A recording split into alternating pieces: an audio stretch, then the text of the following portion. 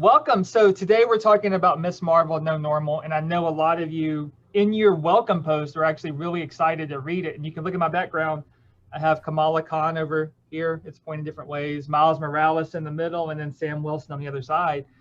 And today we are joined by Dr. Hussein Rashid, who is a faculty member, I'm trying to read off the back of the book, at the New School and founder of Islamicate L3C, which is a consultancy focusing on religious literacy and cultural competency. And he is actually the editor of Miss Marvel's America No Normal, which he has the background for right there, which he co-edited with Dr. Jessica Balzani.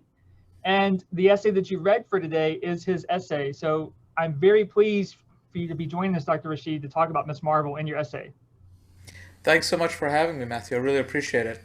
Yeah, I mean, like I was telling you before, I was rereading your essay, and then I've been reading Mafi's A Very Large Expanse of Sea, and there's a lot of connections between the way that Shireen is presented as the child of Iranian immigrants, and Kamala Khan is known as the child of Pakistani immigrants, which I think is very much connections that we need to draw when we're looking at these texts together. We're going to look at that text next week. So be prepared to think about that as you're reading that novel. But where to begin? I mean, there's a lot, but what drew you to Miss Marvel? I mean, she's a relatively new character too. I mean, Yeah. I guess we should start there. Like, why? Yeah, I mean, she was much newer when I started writing the book than she is now. The joys of academic publishing. Yeah, We wrote this book 3 years ago, and it just saw the light of press last year, or yeah, 2020. yeah, Um, but I had written a couple of op-eds about Kamala Khan, Miss Marvel, before she even hit the presses, just based on pre-release and what we knew of her. And even then, I was fascinated by the fact that they were really positioning the story as a teenage Jersey girl story, where she happened to be Muslim. And that to me was really what was interesting about it, is that they weren't leading.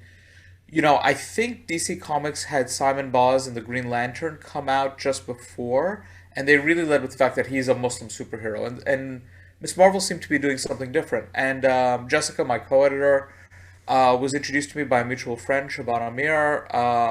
She was doing work, Jessica was doing work on Miss Marvel on her own, and said, "Hey, do you want to do something together?" And we came up with this idea for the book.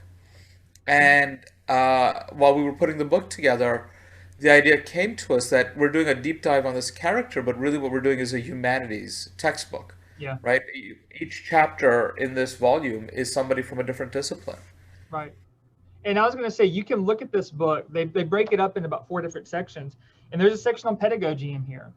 So some of you have talked about actually wanting to bring Miss Marvel into the classroom, or reading it and then thinking that your students may be interested in it. There's 2 or 3 chapters in here on pedagogy and how to do that. And you can also bring Hussein's essay in here too about immigrants, right? Immigration and assimilation, all of that. You could also bring in the historical pieces from the earlier about Captain Marvel and kind of her problematic history. I mean, you may have seen the movie, but she had a problematic publication history, which I haven't read much about. But then even Martin Loon's essay about Dust, who was positioned as a Muslim X-Men, basically, Yeah. a very problematic Muslim X-Men, and she's actually popping back up, and she appeared in the last page of the recent Champions issue, I think, or one issue with Cyclops. So they're bringing her back in with Kamala Khan. Oh, fascinating. I haven't read that one yet. Yeah, I don't Okay. know how they're going to do it, but that's going into comics deep dive stuff. But it's really interesting and important to think about those things. And that leads me to the question that I asked you. You make a strong point in your essay that she is not a Muslim superhero. She Right. is a superhero who is Muslim. Yes. And why do you make that distinction? So I think there's an expectation that when we do, adjectives do a lot of work, right? When we Right. say a Muslim superhero, right? I think there's a reading that she leads this way because she is Muslim. She is helping Muslims. She's doing something Muslimy, whatever that is, whatever that imagination is. And clearly her ethical worldview is guided by her religion, but in the same way, the Thing's ethical worldview is guided by his religion. Captain Daredevil. America, we don't talk about his religiosity, but we assume 1940s Brooklyn boy, Right. probably a good church-going boy. Matt Murdock and his Catholicism, Matt Daredevil. Murdock and his Catholicism, but we don't call him a Catholic superhero. And I Right. think it's important that I think that Khan's religion is simply a component of her identity. In other words, she's a fully realized human being where you see her ethnic identity coming into play, her parents' immigrant status coming into play, her location in New Jersey coming into play, and her religion coming into play. And for me, it's fascinating that you never forget that she's Muslim, but she presents as a Muslim as Muslims would. In other words, we're not Muslims are not always sitting around. Hi, my name is Hussein, and I'm a Muslim, and this is what I do. Right? Like that's not the way we act and talk and think. And even in the first issue, the only hint you get at her really being Muslim explicitly, I read about some of the implicit things, but explicitly, is where she quotes this verse from the Quran before she decides to save Zoe, which is whosoever takes a life, it's as though they've slain all of humanity, and whoever so saves a life, it's as though they've saved all of humanity. We're looking at issue 2, right? Is that where we are? I think. It is, yes. Yeah. Where she's thinking about her dad's. Thank you. I probably should have queued you up with the page number. It's okay. See it right here. Yes. Right. Whoever kills one person as if he's killed all of mankind. And the second half is whoever saves one person as though they saved all of mankind. And one thing, real quick, too, about comics, the way comics work, which is something reading it on a screen is totally different than reading on the page. But you notice the way that her facial expressions move from panel to panel. Yeah. Which is something that you can't get when you have the tactile book. But just something kind of, I know this is some of you your first time reading comics, but paying attention to those things. We haven't really talked about that, but what happens in between these two panels and how her eyes move, you fill that in. Yeah. Okay. And I think this is a great set of panels because as you pull out to the whole page, the panel on the left is she's very clearly in shock, indecisive, and then it turns to this moment of determination, right? And again, matching it with the words, whoever kills one person says, oh, he had killed all of mankind. Is she deciding, as she's deciding what's to happen with Zoe, is even letting somebody die by neglect actively killing somebody? If you're choosing to act through neglect, right? And she's in this moment of tension where it quickly resolves that you save that person, that there's not a question here, right? And so you get these really explicit moments, also in the arc that we're looking at in our book, which is the first 19 issues. The Imam of her mosque comes up quite a bit, but he's there for a couple of panels. It is catalytic, but it's not dominating the issue. It's not dominating her. There are moments of wisdom that come from this third party. And he has, I thought it was in the first 5 issues, but either issue 6 or 7, like she has a lengthy conversation with him. Yeah. About, because her dad, of course, wants her to go talk to him. Yep. But it's done in a page. Right. Even looking at like this panel, I mean, this is the other discussion we need to have too that you touch on, her representation, how she views herself. And in a lot of ways, I think what kind of brings this out is she views herself as a lot of American teenage girls. And I would say Josh is kind of the epitome of the American teenage boy, right? Right. Jock, athlete, I think blonde hair, I don't know about his eye color, but Kamala views herself in the Americanized standards of beauty, right? And you're going to see this in Mafi's book too, when Sheeran doesn't think that she's beautiful, but Ocean, who was the boy in the book, tells her she's beautiful, and others tell her she's beautiful too. But she's thinking of herself not as beautiful based on American ideas of beauty. Right. Partly. So that's another discussion we need to have with that book. Yeah. And there's, if you could just go back to that panel for a second where she's embiggening and you see Josh.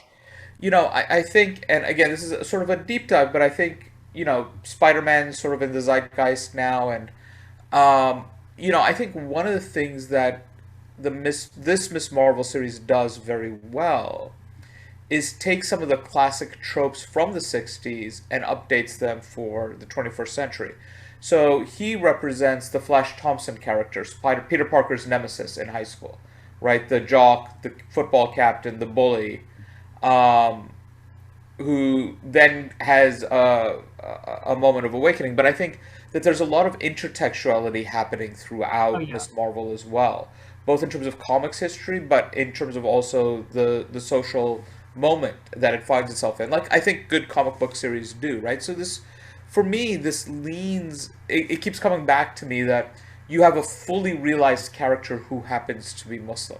This is the thing I keep coming back to, right? You could her religion is almost irrelevant. You could make this a Peter Parker story and it would work equally as well, or a Miles Morales story. exactly. And see that's kind of what I've never been a Spider-Man fan. I've never been kind of that teenage comic fan.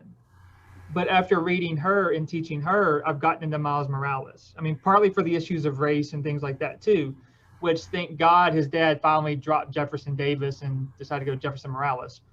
Whole other issue though, but Jefferson Davis, of course, the president of the Confederacy, his dad is named Jefferson Davis. But in the latest issue of the comic for Miles Morales, um, Jefferson Davis changes his name to Jefferson Morales.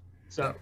So, but there's a whole other issue with that too with Captain America. Like I said, we can go deep dive into all this stuff. Anyways, but I think that that's partly why I'm drawn to her. Partly too is because, like you said, it's not just her faith, but it is her identity.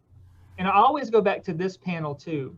This is probably one of my favorite panels at the start of chapter 2, where she's coming out of the mist. She's like realizing like what's going on. And then this one, Mm, it's a weird, it's a very surrealistic kind of weird panel, or drawing. But she's half that Carol Danvers politically incorrect Miss Marvel, and her face as Kamala is getting spit out. She has different colored eyes. yeah. There's it's like a lot going on here with her identity, and you talk about her shifting identity in your piece. You talk about her shifting from the ideal to her mother, of course, too, which I think is also a very interesting thing, which looks in the mirror, and then to herself, Yeah. and then coming to terms with herself. And I thought actually your blog post on this panel and her turning into her mother, I mean, works so very nicely with what I was trying to argue, because I think you do a lot of the detailed panel work that I didn't do. You know, that reflection of herself as her mother in the mirror, coming back to the beginning of the story where Khan is looking at herself. As you said, the surrealist panel that you were looking at, where she's half and half. She's trying to figure out who she is, right? And I think the power of the polymorph in the first few issues is extremely powerful in terms of illustrating how she's trying to negotiate her identity, Right. right? She's literally trying to remake herself, not in metaphoric ways, but in very literal ways. And you point that out too. Her powers are very specific to kind of this tension within her. Did I lose Yeah, you? this Okay. panel at the bottom, yeah. And notice too, I didn't pick up on this, I think, until I read your piece again, but I was totally going for Taylor Swift. Yeah. You know, another blonde haired, I don't know if she has blue eyes, of course, but that other kind of ideal, right? And then of Yeah, course she turns into a absolutely. mother. But I think for me it's very telling that the two people she goes to are Captain Marvel, or Carol Danvers, Miss Marvel, and her mother, her Ummi, because for me that is the instinctive push pull for her, right? Right. She wants Taylor Swift, but Taylor Swift is a commercial figure, right? I'm not trying to denigrate Taylor Swift here before I get swifted, but you know, that's not the point I'm trying to make. But she doesn't have that same emotional attachment, that same emotional resonance that she does with her superhero hero and her personal hero, right? And we see that relationship with her mother develop later on in the series. We don't see it Yeah. here, but I think there's something very telling that her instincts are Carol Danvers and her mother. Doesn't she come out to her mother first of her parents? Yes, Because her dad just now found out, I think, in one of the recent issues. So her yes. mother knows eventually. And Her mother knows twice. Her mother knows at the end of Days, okay. and then again in this most recent arc. Yeah, And then of course Bruno knows from the get-go, which you yeah. point out is also a very important thing to the other thing that there are a couple of essays in your collection, your and Jessica's collection, that deal with, you know, deep dive into comics fandom too. Yeah, I mean, if you really look at Kamala, she is actually a comics fan. She is a nerd. yeah. You want to She use is. that parlance for this. Um, she writes fan fiction. We start off with her writing fan fiction. You notice her fan fiction is one of her stuffed animals, Rainbow Toots, getting killed, right? And then the Avengers coming to save her. What I love about the artwork too that I noticed when I taught this last time, those stuffed animals pop up again and again and again in her images, right?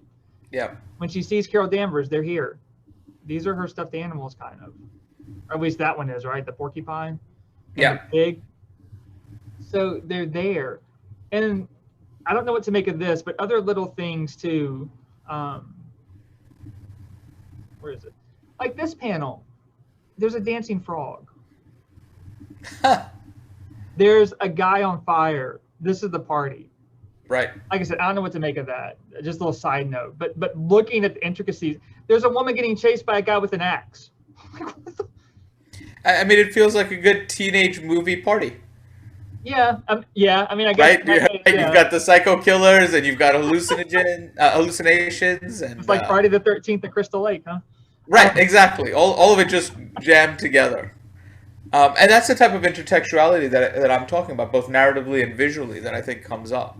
Yeah, and what about even this? I mean, y'all are going to read an essay, because one of the essay you're going to read for A Very Large Expanse of Sea doesn't deal with A Very Large Expanse of Sea. It deals with Miss Marvel, and it deals with Miss Marvel in France, and the discussions of the hijab in France, and all that discussion. But they talk about Miss Marvel's reception in France too, and they talk about this cover, and they also talk about the back of the book. If you read the back of the book, the trade that y'all have, pay attention to this, and it's just going to come up later too, but Kamala Khan is an ordinary girl from Jersey City until she's suddenly empowered with extraordinary gifts. But who truly is the new Miss Marvel? Teenager, Muslim, and human. So notice even the way they label and rank kind of those questions. But even the cover here too. This cover is doing a lot of work. Yeah. And it's very much, they're going to point this out, but it's very much playing into superhero tropes. And it's very much playing into her as a student. And you don't get anything except for the scarf, even though she's not wearing it on her head, as an indication of her religion, or her faith. Well, what's interesting is the scarf is actually not a headscarf. It is a scarf, and it's the Paisley design, which was taken by the British from South Asia. It looks like Kashmiri style. I mean, for me, it reads much more as a marker of ethnic identity than it does religious identity. For me, the markers of potential religious identity are, and again, I don't want to preempt the essay too much, but I think you've talked a little bit about this in your blog post as well, is the bracelet on her right hand, which is her name in Arabic. Right. And then you can't see it as clearly on this with the text over it, but if you Google Miss Marvel cover, you'll find one without the text over it. And one of the books she's holding is Hadith, or sayings of Prophet Muhammad. I think it's the middle book. Yeah. And, you know, those to me are more significant markers of religious identity or religious background than that scarf is. Right? And I think this to me is the ways in which we sometimes, and I think we come in with expectations of how religion is being determined. And I think what this series does is it undercuts a lot of those assumptions and presumptions in terms of what religiosity looks like. And what were you saying about the scarf here?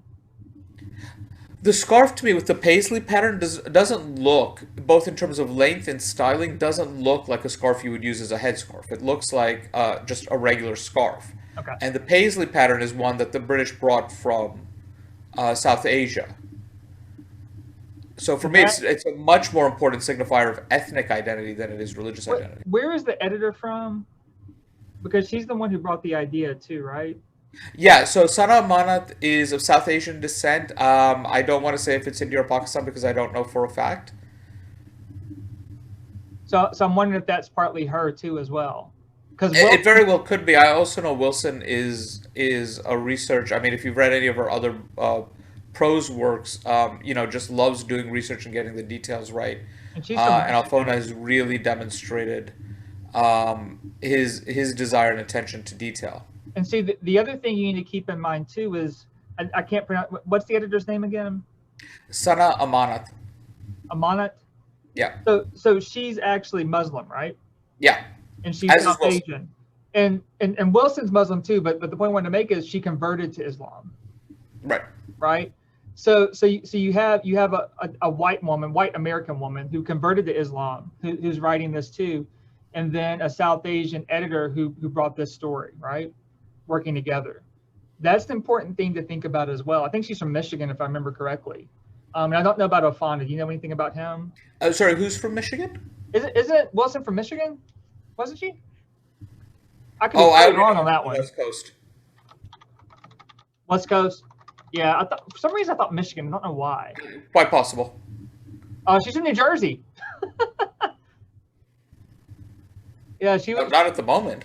Well, yeah, not at the moment, but she's from New Jersey originally. I didn't know that. But do you know anything about Ofana? No, I don't. Okay. But I mean, even that, bringing together that team, and of course Wilson. I think that if you had Disney Plus, there's a good series about Marvel, and one of them actually deals with representation, and she talks about it in here too. I think the interview, the backlash that they were expecting. Right? Yep. And they got some, but it was more overwhelming support. And I would also suggest too, looking in the book, Kamala Khan is taking on kind of an identity, partly even in political activism. Yeah. Can you talk about that a little bit? Was there the thing was it San Francisco? Yeah, San Francisco. Jessica, my co-editor, was really in love with this story.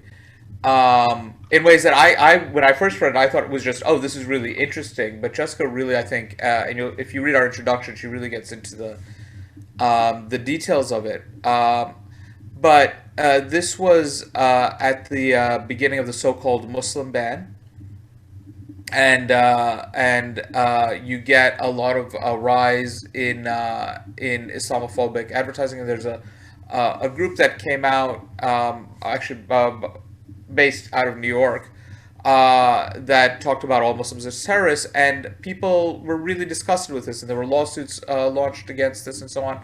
And these street activists, these street artists, took Kamala Khan and used it to rewrite the ads, and you see the pictures there as you're scrolling through. I thought it was just a really great way, and again, all credit to Jessica on this, the ways in which fandom has real world implications. We often hear about sort of the toxic elements of it, the gatekeeping that happens, but here we're seeing sort of the liberatory potential of how art crosses into the real world and gets people mobilized and representing their values through art, through comics, and onto the streets. And the importance of that art and the importance of the representation, because I'm thinking back, I do a lot of work on characters like Black Panther and Luke Cage and things like that. So representation of African Americans during the 60s and 70s. And remember, Black Panther's not African American. Right. He's African. He's Wakandan. So, but the impact he had on representation was huge, and you can see it in the fan letters. You can see it in the way that people write to the creators to talk about it. Luke Cage, not as much. But even some people were like, they still served a purpose. And we can talk about that later when we talk about hardware. That's a whole nother, Milestone Comics, which hardware comes out of, is kind of connected with all of that discussion of Black representation specifically in there. And they actually have Muslim characters in there. They have transgender characters. They have gay and lesbian characters, I believe, heroin addicts in one of them, in different series, not in hardware. Right. But we need to talk about all that stuff later too. But the representation is a very important thing. And in your book, you actually have this. I wanted to show this to them as well. It's going to pop up. Crap. Because of the share. Stupid thing. Here it is. From Jose. Yeah. Jose's piece. Yeah. Yeah. Can you talk about this a little bit? I mean, this was just one of those gifts that came to us. Jessica knows Jose. I'd met him at a conference. I told him we were doing this book, and we'd asked him if he wanted to write an essay. And at the time, he said he wasn't able to write an essay, although he has written other material related to Miss Marvel and comics. And he wrote to us and said, "Hey, look, I have this story. Can I do a comic on it?" And we're like, "Yeah, we're writing a book about comics. Go write the comic." And this was always Jessica and I's vision, which was we wanted this to be a multimodal book, We wanted it to be essays. We wanted it to be interviews because we have this interview with Shabana Mir and Willow Wilson. We wanted to have comics and arts. The initially the cost to get artists to do the work for us was quite prohibitive, and to get rights and so on. So when Jose came forward, and we sort of written off the idea, but when Jose came forward, we're like, yeah, this is perfect. Please bring it on. Give us this little story of the real world impact. And again, we thought it was such a nice bookend, no pun intended, for the way the volume was constructed. But Jessica talking about the real world impact in the introduction, and then Jose ending with this real world impact in a coda. And again, you just have these touch points, right? You get fandom thrown in there, you get representation thrown in there. So it felt like it just really tied together so many threads of our sections into one nice little compact visual and prose representation. And notice too, I love this kind of at the end. So if you read it while Hussein was talking about it's basically the story. He's on the light rail, and a girl named Medina comes up to him. She's from Somalia. She's deaf. Sees him reading Miss Marvel, and says, "What does she say? That girl is me, basically. That girl's me. The importance of representation. My family came here as refugees. That girl was me." And she means Kamala Khan, Miss Marvel, a dark-skinned Muslim superhero. And then this is what gets me, of course, with my wife. I've just started getting into comics the past few years. I'm probably about 4 or 5 years now. Bought some as a kid. But after Medina got off, my wife said, "I'll never doubt this comics thing again." It makes me laugh, but the importance of these types of stories, these characters, and what they mean to individuals. It's huge. It's huge. Yeah. I mean, we saw this when coming back to Black Panther, when the Black Panther movie came out, right? The ways in which people felt seen by that character. And we see this. I mean, I think Miss Marvel was the beginning of a way within the comics portion, right? Miles Morales gets more prominence. Iceman, who's been in the comics for 60 years, comes out as gay after 60 years. You have Riri Williams, who's Ironheart, the Iron Man replacement, but a black girl from Chicago, being one of the smartest people in the Marvel universe, right? Which, but what they do well is that there is this backlash that Iron Man is Tony Stark and he can't be anybody else, as though other people haven't worn that mantle over the decades. But I think what these stories do, and do very well, is that they are not pandering to an identity. They're saying we can tell this story with a multitude of characters. The important thing is the suit. So who wears the suit, those stories are going to be different depending who's behind the suit. Yeah. And we can tell those same stories with different types of people. Right? We saw this with Captain America when Sam Wilson took over the mantle of Captain America, and he wasn't the first one to do it. Nope. That leads me to two side things. In the 80s, and I'm working on collecting these, there was a Southern guy who became Captain America when Captain America stepped down. Yeah. And his sidekick was black. I forgot, Johnny Walker's the white guy's name. I forgot the black guy's name. But they kept Bucky as his name. So that's right, yeah. So remember, Bucky becomes Winter Soldier, but he's Captain America's sidekick basically initially. And so they kept Bucky, and then there was backlash about his name because Buck is a racially stereotypical term. Right. So the letters got them to change the sidekick's name. I forgot what they changed it to. But that with representation. But the other thing too, before Miles Morales, I don't remember when Miles Morales debuted, but a while back, there was talk online about people wanting Donald Glover to play Spider-Man, and the crap that he received about that, saying like, Spider-Man can't be black, he's white, he's all this. And then of course he made a bit out of it, and he came up in one of the recent Spider-Man movie, just kind of a cameo thing, kind of a nod to it. But those discussions, and 2 of the essays in this book talk about that, specifically with fandom. Yeah. And one thing that sticks out to me within those essays is you point out, or the author points out, these companies are corporations. Yeah. While they are working towards representation, they are also concerned about the bottom line. Absolutely. So how do you, we can't answer how you navigate that, but it's something to have If Kamala Khan didn't take off and there was so much backlash, she wouldn't be here. She'd be gone. She'd be like Dust. I mean, Dust, she's not around much.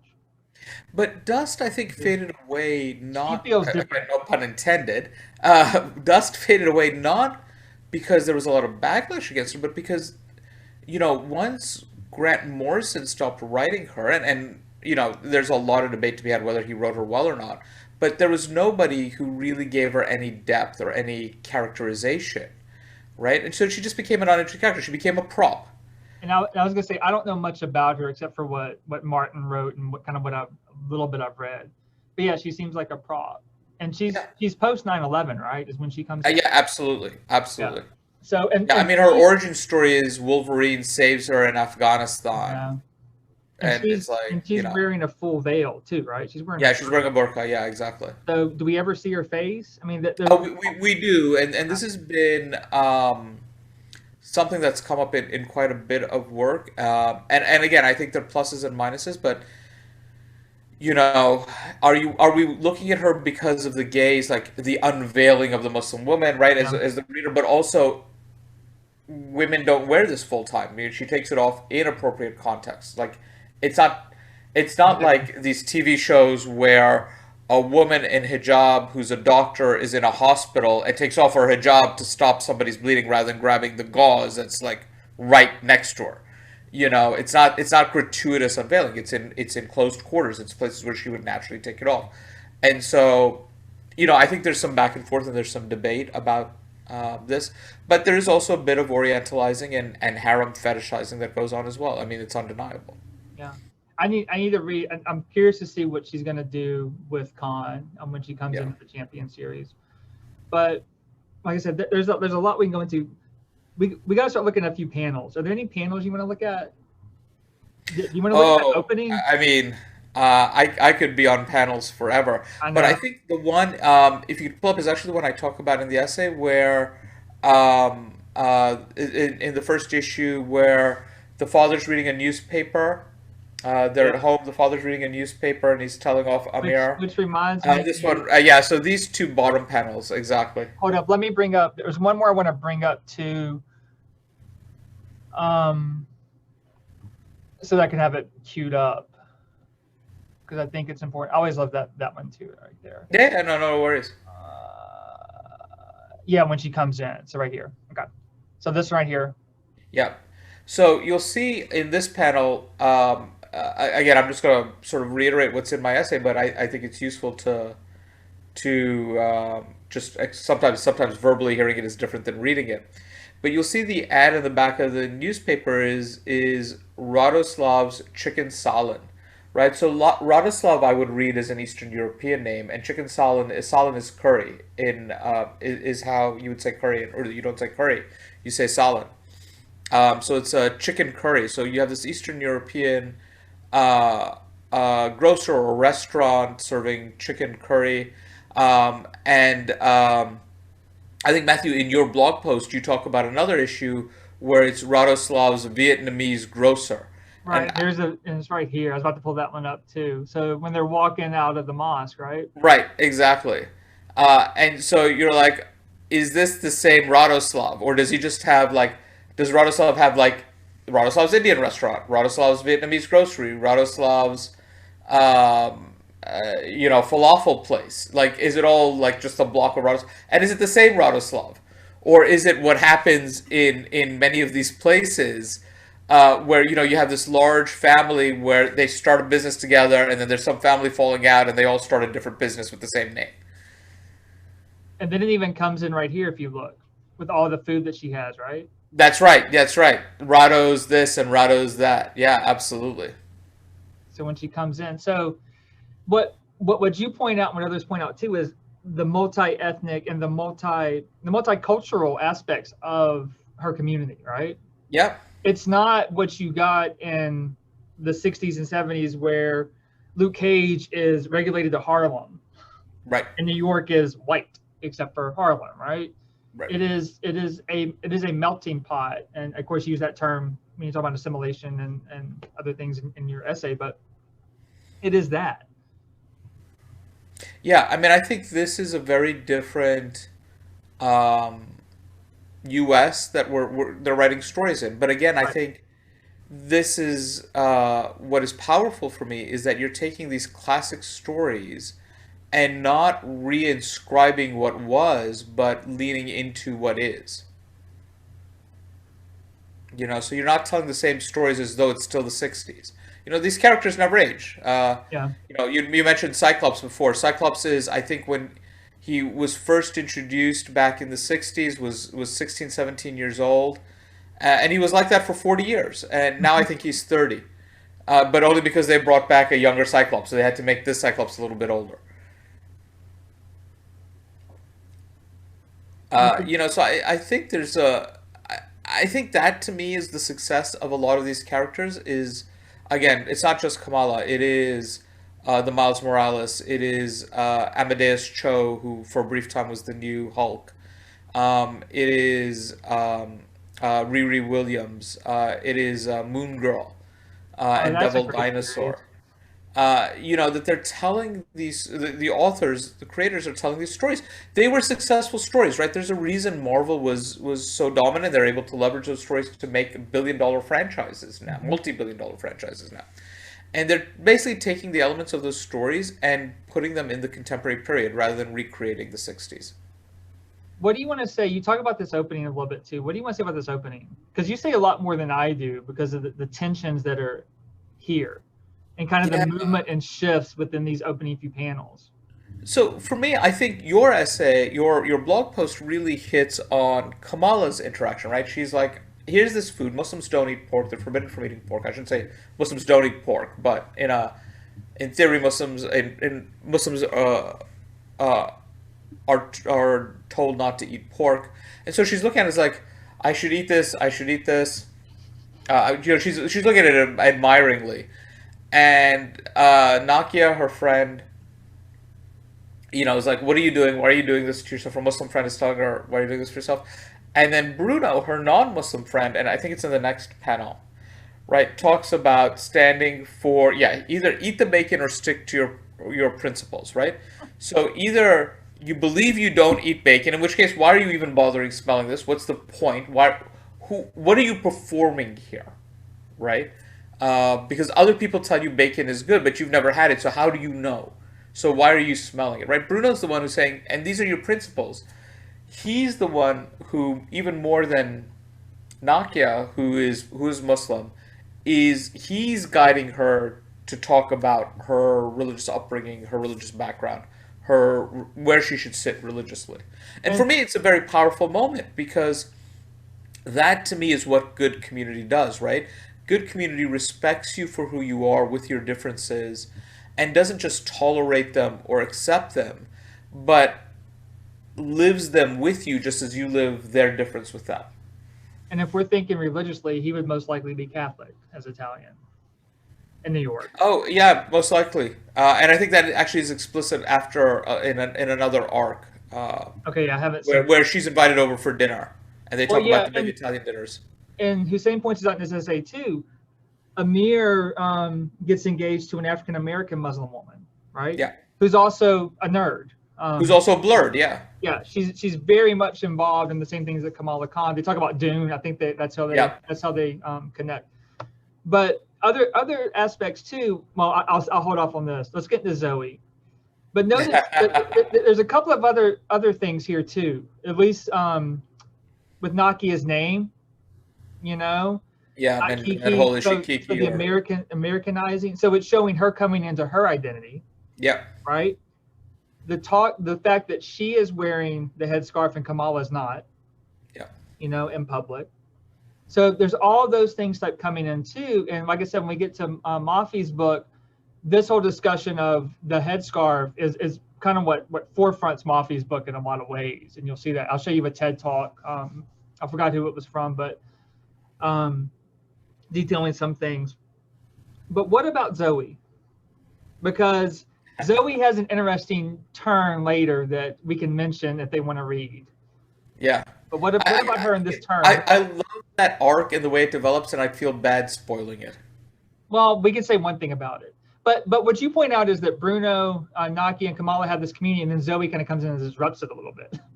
Yeah, Yeah. And even look at Josh's smug face. They come in, but it's also clear that Zoe is not part of community, right? She is the queen bee trying to dominate the three friends. She very clearly dominates her boyfriend. And I don't mean this, and I realized when I said queen bee that I meant it sounded in a very gendered way. I don't mean this in a gendered way, but there are clues that she's not organically part of a community, right? She sits in a position of domination, and she expects people to follow her, which I think is different. Which, you can argue is a community, but I think is different than the community Bruno, Nakia, and Kamala have. All right. I mean, she says right here, I'm concerned about your economic situation, Right. which classes it. The classism, the religion, the race. Oh, I didn't know And that this. Bruno holds his own. I didn't know that Um, Josh no- slams it down. yeah. And then he talks about meatheads, right? Bruno, that is, talks about meatheads, right? So it's sort of, again, playing to stereotypes. Nakia holds her own, but Kamala is really sees the best, and I think part of it is her personality. Kamala just wants to see the best in everybody, which is something that develops over the course of the series. Um, but also, I think she so desperately wants to be Zoe. She sees the domination as a sign of success, not realizing that what she has is actually much more successful in terms of relationships. Well, that gets into ideas of whiteness too, right? And America, and how we define America. Um, Crap, what was it? I've read so much stuff. Oh, it was when you were reading Morrison. I think Middleton's essay that America is defined as white. I don't Yeah, remember the exact quote, but if you remember that, that's a little bit what's going on here too. Even if you look at Kamala and her desire to be Carol Danvers, right? So there's that, and then there's also what also gets you in here too is it's the stereotypes, but it's the teenage high school stereotypes. So that kind of structure as well. yeah. And I think there's something that you can only really tell some of these stories in teenagedom, right? Because that really is the moment of self-making and elasticity, right? Where you're coming out from concrete thinking into more abstract thinking, and you're really beginning to assert who you are as an individual in relation to everybody else in your life. Yeah.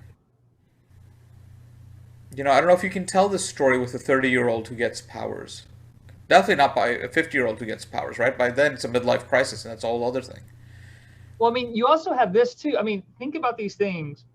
Talking about class, Bruno is working this job before he goes to school, Yeah. and all you get for that is right here. Yep.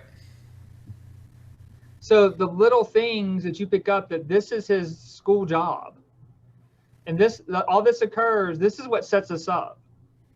And like you said, her religion, her religiosity is only mentioned in passing, basically within this, at least with Yep. Kamala. With Nakia, we get it a little bit clearer, right? Yep. Um, But it's interesting, right? That when I talk about implicit and explicit, because the word Muslim or Islam doesn't appear on that page. yeah, it doesn't. All you have is the infidel meat, right? Right. And then you have let's go back to Morrison. I know you may not have read Morrison, but for my students, go back to Morrison and think about the way she talks about language leading us to these assumptions, right? We do have the visual cue, of course, with Nakia with the headscarf, right? We have that. And we do have, of course, the discussions, but we have no visual cue with Kamala because we start off with this image right here with the bacon. And all we have is infidel. And then with Nakia right here. But then also we have her discussion, of course, of the scarf. But then even Josh's comment to Kamala of, will your parents even let you out? Isn't necessarily a religious comment. He is based on stereotypes. It's a teenage comment. Because I think you point this out in the essay too, that the way we see her parents is the way we would see any parent treating, their teenage daughter maybe, right? Yeah. And and Sheeran talks about this too, with the difference in the way that Naveed, her brother, and her are treated and the way their parents treat them. And it's framed not in religious aspects, but in regards, I think she does frame it a little bit in religious aspects, but it's framed more along the lines of this is how most parents treat their teenage girls compared to their teenage boys. Right. Right. We can't ignore the fact that we live in a patriarchy in the United Right. States. Right. I mean, globally, patriarchy is the norm. But in the United States, and so is this discourse unique, or are we making it exceptional because we consider Muslims exceptional? And uh, here the pun is intentional. Do we consider them inhuman? Right. So that there's always something special about what Muslims do that no Oh, other people do. Kamala Khan isn't inhuman within Right. comics mythology. That's the pun if you didn't get it. Sorry. I love when Lockjaw comes in too, by the way. He's Oh, so, I love Lockjaw. anyways. So what else? I mean, the one thing we need to say about Zoe is she comes out as lesbian in later arcs, and she tries to start a relationship with Nakia, but I won't break that. I mean, I won't spoil that. You'll see what happens if you want to read it. But we have to talk about this panel too. So this Yeah. is when she's thinking about sneaking out, right? Yeah. Why? And this is the one I have on your syllabus at the top, and where Kamala's sitting there looking this after her dad tells her you're not going out. Why am I the only one who gets signed out of health class? Why do I have to bring Pakoras? What are Pakoras to school for lunch? Um, Pakoras are little fried snacks, usually vegetable. okay, that sounds tasty. And they're very Um, good. why am I stuck with the weird holidays? Everybody else gets to be normal, right? And then the question is, and notice she's looking at herself in the mirror too. Yeah. So there's that mirror when she turns into her mother and looks in the mirror, their mother as well. Really, the question is, what is it to be normal? And there's a couple of different ways you can read this. As a teenager, is it normal to come into your own identity, right? To figure out who you are, which is what this part of this path is. But then also it's a question of, since this is a multicultural literature class and we're talking about race and issues of ethnicity and race, religion, identity, is it, what is normal? Is it conforming to whiteness? Would you talk about whiteness here and white power, not necessarily as being phenotypically white? You Right. bring that up in your essay, which we need to think about too. Or is it, or we can focus it on whiteness, because Carol Danvers is the epitome of whiteness, at least in the way she looks and the way Right. she's described. And I think that this is an important point for me, Matthew, is that as you talk about Bruno and the class element, right? In the room with Kamala and Nakia by himself, he is white. When Zoe and Josh come in, he's no longer white because whiteness is tied to power and is tied to class in this country. Yeah. And so, right, that's why we have books that when the Irish became white or when Italians became white, because they weren't considered white. They weren't Protestants. So there's a religious element. They were often working class when they first immigrated, so there's a class element there. Mhm. And so we have to understand the fluidity of whiteness. And there are ways in which and I don't think you read this, but in one of the later arcs, Kamala is set up with this Pakistani boy whose name I'm Right. forgetting right now. But he is also an inhuman, but he functions in near whiteness. He has that class trapping that allows him to function closer to whiteness than Kamala does. And this is going to come up in a very large expanse of sea too, when Sheeran goes to, they live in Iran for like 6 months, but her feeling of being between, in Iran, she's American. And the kids that she goes to school with, she says that my favorite school, the kids she goes to school with want her to be American, want her to talk about America and to speak in English and all this stuff. And when she's in America, she's othered, right? She's Muslim. I mean, she's not even Iranian. She's Muslim or Persian. She's Muslim. Um, so the ways that class even works in that context when she goes to Iran and then when she's, of course, here. Something to keep in mind and think about. What other panels do you want to look at? I'm trying to look through, and I'll share my essay with y'all too, because there's a lot of stuff in that essay. I'll look at the whiteness of superheroes, specifically, and I'll look at the scene where she gets shot, And when the cop comes in and asks, of course, you're not Miss Marvel. And then she's like, yes, I am. And I don't know if y'all picked this up, but the another reason I love comics and this comic, the puns. Did y'all notice the mask that Bruno gives her? Where is it? Where does he throw it to her? Somewhere. Did y'all notice the mask? I know she digs a bullet out of her butt too. I mean, Yeah. Anyway, yeah, right here. Coma Chameleon. So a pun based on the song. I forgot the name. Yeah, the Culture Club song. Yeah. I just know the chorus. I mean, that's all I know. But even this end, when the inventor comes back, there's the effigy of her, and just her discussion here. And notice even the group of people who are around. They are multicultural, multi-ethnic, right? Yeah. Even going back to the scene, I think it's the start of issue 3. Yeah, start of issue 3 right here. Notice the group that is around the electronics store. It's very diverse. Yep. And then, of course, here with the effigy, she comes out and says that I'm the hero we need. Because the other thing to keep in mind too, and this comes up in later issues, this is not New York. Right. I mean, Spider-Man, Fantastic Four, Avengers, they're New York. This is Jersey City. There's a difference there. And you talk in your essay, and like I said, I love the fact of your essay going through the waves of migration. And on page 50 is where you talk about whiteness as a power structure.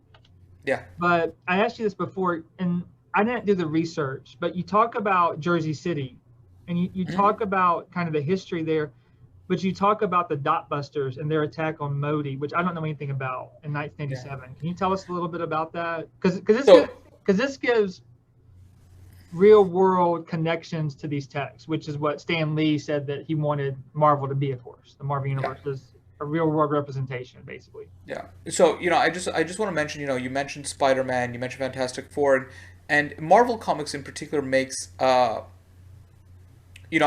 basically two classes of superheroes: what they call the street level, or what we call the street level superheroes, and then the intergalactic superheroes. So the Avengers don't take care of street crime. Right. Spider-Man does. Right. Luke Cage does.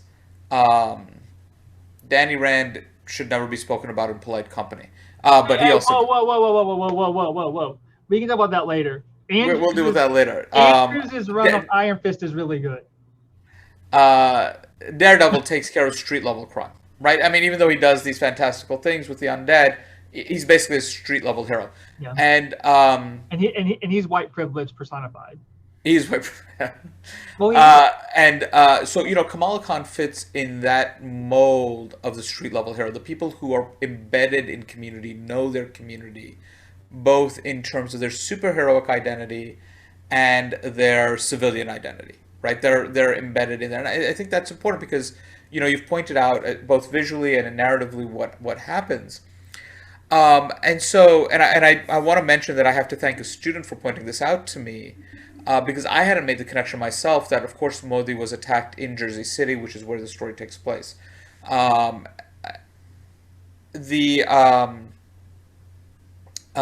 what had happened was in the 80s, particularly under the Reagan administration, but obviously predating it somewhat, there is a rash of violence against different ethnic communities. The ethnic profiles of various neighborhoods, particularly on the East Coast, where I'm most familiar, are changing, and there are attacks against people who present as Japanese, because there's an idea that the Japanese are taking our jobs because of automation, and there's attacks against South Asians, particularly in the New Jersey area, Edison, Jersey City, because of changing demographics, and again, a fear that they're taking the jobs. This economic anxiety that we keep hearing about. I call it racism. The New York Times calls it economic anxiety. Clearly, we have different worldviews. Keep in mind the use of words and the way that words function, like we talked about with Morrison. There are these organized groups, gangs essentially, that start to form, and one of them is called the dot busters, referencing what is known as a bindi, or the little red dot Yeah. that Hindu women wear on their heads. They were called dot busters. And of course, just like now, people can't tell, assume all brown bodies are Muslim, whether they're Hindu, Sikh, Arab, Christian, South Asian, whatever the case may be. In the 80s, it was assumed everybody brown was Hindu. There wasn't the anxiety around Muslims. So the Dotbusters went after everybody brown, and they found this man, Navroz Modi, who's Parsi, which is somebody who follows the Zoroastrian faith, but has been in India for generations, um, and beat him into a coma. Eventually, he died from his injuries. But it was this and an attack against a man named Vincent Chin, who was attacked as part of this anti-Asian wave, not by the Dotbusters, but by a different group, that sort of mobilized a new wave of Asian American identity and Asian American defense movements, because they happened very close to each other in the mid 80s. Yeah, and there's a lot of discussion. I mean, when you talked about that with mobilization, I started thinking about the LA riots too. Um, that's a different thing, I know, with individuals protecting their businesses, but I mean that a lot of these things are mixed together. Um, Yeah. but I was I think, thinking back. just to finish the loop on your question, Go ahead. is that is a moment of changing demographics in Jersey City, and I think what you're pointing out now is a more contemporary Jersey City. Yeah, Perhaps a little bit more idealized than it actually is in terms of how people get along, but still much more multi-ethnic than it was even 30 years ago. I just want to end with this because I think that I'm not a huge Danny Rand fan either. I'll just say that. Um, but I think this pulls everything kind of together because the first Iron Fist, Danny Rand's Iron Fist, and he actually partnered with Luke Cage. They brought them together. Some of those Power Man and Iron Fist stories are good, especially there's a couple of Christopher Priest stories that are really, really good from the mid 80s, but that's another issue. The first series I read about Iron Fist was Andrew's series. I can't pronounce his name. Carrie Kaare Andrews. His artwork's amazing, but he had an Immortal Iron Fist, and I bought the trade paperbacks. But that series, the art and what it's doing is it's really interrogating Danny Rand's privilege and his whiteness because he's a millionaire, multi-millionaire, maybe even billionaire, the Yeah. Rand Corporation, and he's a superhero, right?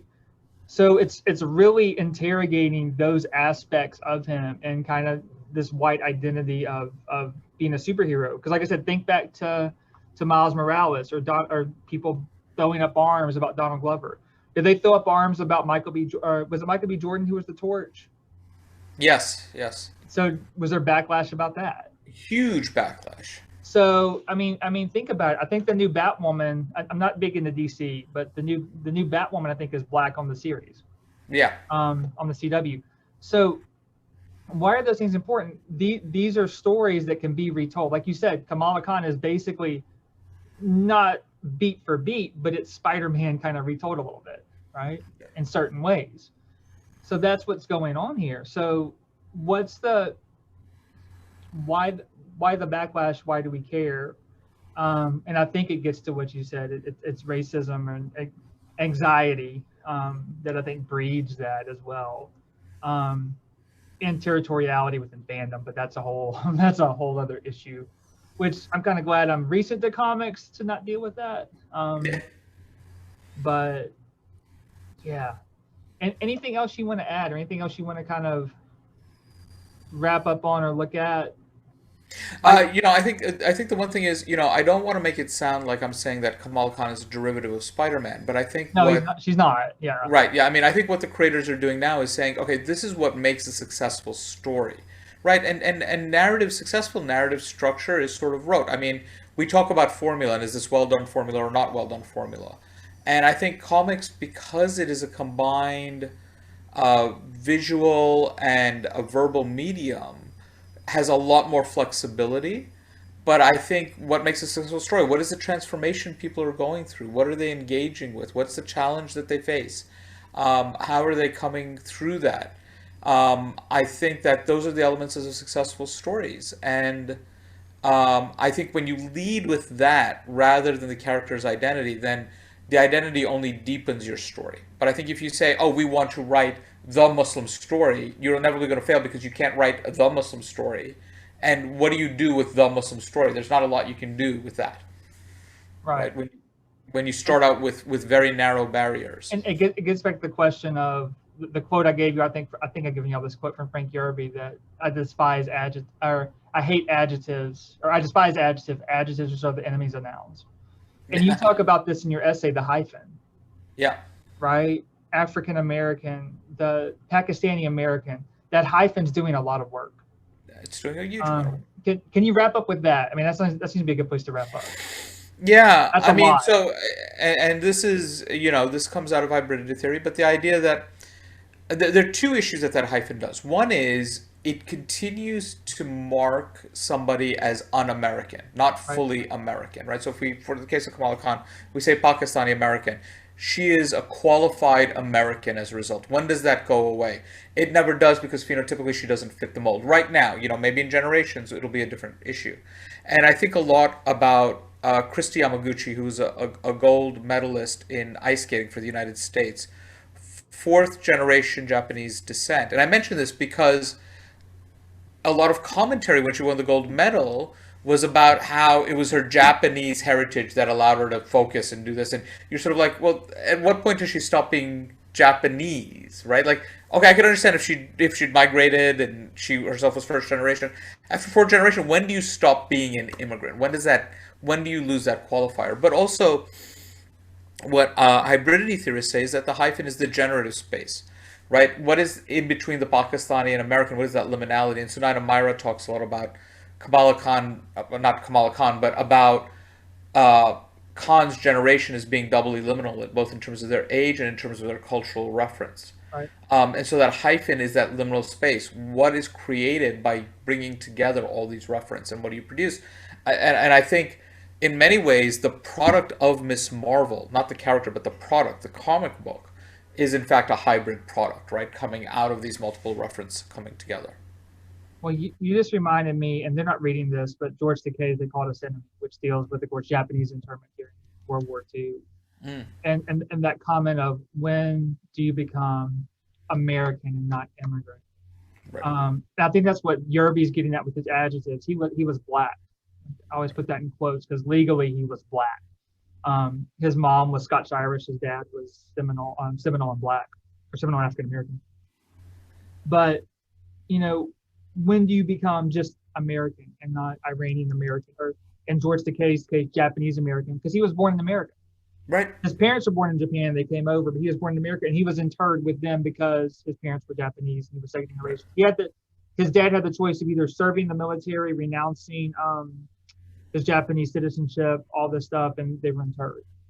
So it's a really good graphic novel if you're looking for one historically based that is really good and students I think would really latch on to. I taught it last semester.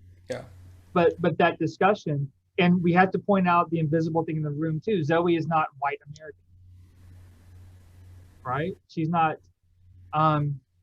Bruno is not. Well, Bruno is Italian American, but Zoe has no hyphen. Josh has no hyphen within his name. Right. And why? What does that mean? It goes back to Morrison's quote. American means white, and then in regards to what white. So, not easy conversations, I know, but definitely conversations you can have with students at the middle school, high school level in some form, and definitely conversations that we're going to continue with a very large expanse of sea. I've been rereading it, and a lot of the things, like I said, that pop up in Miss Marvel pop up in there, and a lot of the things that Hussein talks about in his essays pop up in there.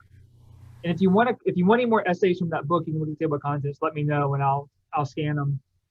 Maybe the pedagogy ones for you, but I'm not going to scan all of them because you need to buy them to actually support. We don't get a lot Yes, of please. academics. We don't get massive royalty checks, but Yeah. it shows the press that people like what we do. Exactly. 10 cents maybe for every 1,000 books. I don't know. If you're lucky, right? Yeah. I haven't gotten a royalty check from my book yet, and it's edited collection. So, and it came out at the same time as yours did. Yeah. God bless COVID. Yeah, I know. I gotta get back to my Black Panther book, but that's another issue. All right. Anyways, thank you for being with us. We're gonna come back. Yeah.